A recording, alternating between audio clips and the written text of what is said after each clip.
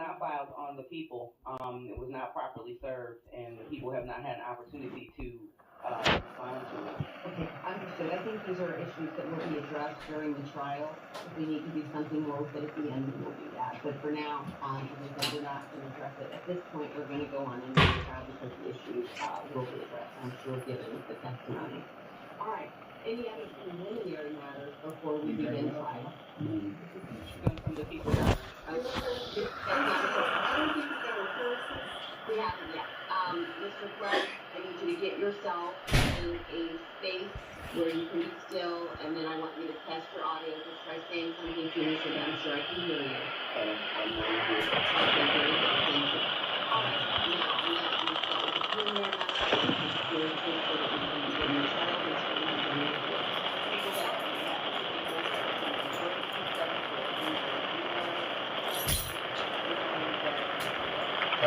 Go out. Yeah. It's special countries, we're not able to stay in camera full time, that the court can see you, and then just go ahead and state your name for the record.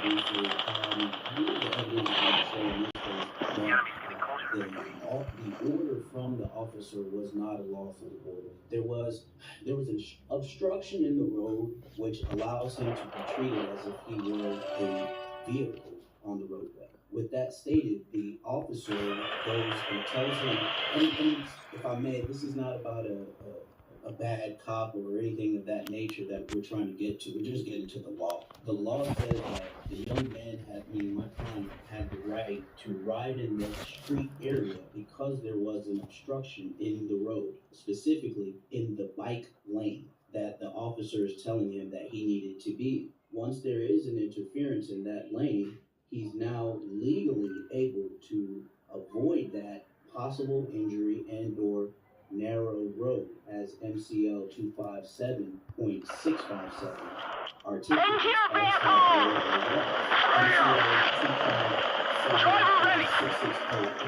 Gunner ready! I'm sorry! So when we get into the trial, we'll show the specific unsafe condition. And with that said, we believe that there will be no reason for the officer to have a legal order, and then also that there was no interference with traffic. Thank you. Thank you. Mr. Barton argues in his opening statement that Mr. Pletz had a statutory right to be in the roadway. Michigan law does not require bicycles to be driven in a bike lane when one is available. Although a prior version of Section 257.660 of the Michigan Constitution allows cyclists to be required by local ordinance to use a designated bicycle path provided adjacent to the roadway. The Michigan legislature removed that provision as a cyclist in 2006. Senate Bill 1224. The current version of the statute only permits local ordinances to require an operator of an electric personal assistive mobility device or an electric skateboard to use such a path, meaning the local government does not have the authority to impose that requirement on cyclists. The location where a cyclist must ride is governed by Section 257.657 of the bylaws, which grants cyclists generally Section 257.661A, which requires a cyclist traveling slower than traffic to ride as close as practicable to the right-hand curb or edge of the roadway. However, the statute explicitly creates exceptions to that requirement, including where conditions make the right edge unsafe or reasonably unusable due to surface hazards, debris, and other obstacles. Accordingly, the order to use the bike lane had no statutory basis on its face, and even the broader obligation to ride near the right edge of the roadway would not apply if the obstruction that Mr. Pletz encountered triggered one of those exceptions. All right, Attorney Horn, who's your first witness? That will be Sergeant Tershinock. Thank you. Sergeant Tershinock, please raise your right hand and swear affirm that everything you tell the court today will be the truth. I do. Thank you. Attorney Horn? Yes, thank you, Your Honor. Sergeant, where are you currently employed? The City of Detroit Police Department, 4th Precinct. And how long have you been a police officer? 27 years, ma'am. And during that 27 years, have you had any training as it relates to traffic? Yes, ma'am. And specifically to bicyclists? Yes, ma'am. And for purposes of what the subject matter of in this case is, what in particular have you learned in your training as to bicyclists? Briefly, when there are bike lanes available, citizens are to use those bike lanes. More importantly, in this incident, the individual, the defendant, was riding his bicycle in the middle of vehicular traffic lane with a bicycle lane provided. Okay, and we will get into the depth of the conduct that created the issue in social particular. Are bicycles held to the same standard as motor vehicles? Yes, they are. They have to operate their bicycle in a safe manner as anyone would be driving a vehicle. Thank you. And on March 4th, 2026, were you on duty? Yes, ma'am. At approximately 2:32 a.m.? That is correct. And would that be in the area of Green Street and West 4th? That is correct. And is that the city of Detroit? Yes, ma'am. What brought you to the area, Sergeant?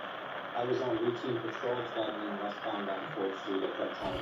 And what did you observe? At that time, I just observed the defendant riding a bicycle in the middle of the only lane available for vehicular traffic while a bicycle lane was provided. You said a bicycle lane was provided, and he was in the middle of the road. Is that correct? Were there any other vehicles around at that time? I don't recall, but there were no vehicles that were coming back. I believe 1 or 2 vehicles may have passed going eastbound, but I can't recall. And does an actual obstruction or blockage or interference with traffic No, the actual blockading was the defendant riding in the middle of the traffic lane, which even if he was authorized to ride in that lane, he would have to move over to the farthest right side of the road for vehicular traffic, which he did not. On direct examination, Sergeant Turchak testified that an actual blockage of traffic did not need to occur for the entering of traffic accounts to be established, taking the position that Mr. Clark's riding in the center of the lane when the bike lane was provided constituted the interference itself. Section 257.676B of the Michigan Criminal Laws, the statute underlying the interference with traffic charge in Mr. Clark's, prohibits blocking, obstructing, impeding, or otherwise interfering with vehicular, streetcar, or pedestrian traffic on a public streetway. However, in the 2022 case of People v. Luzinski, the Michigan Supreme Court held that this statute is violated only where the normal flow of traffic is actually disrupted, and that potential interference with hypothetical or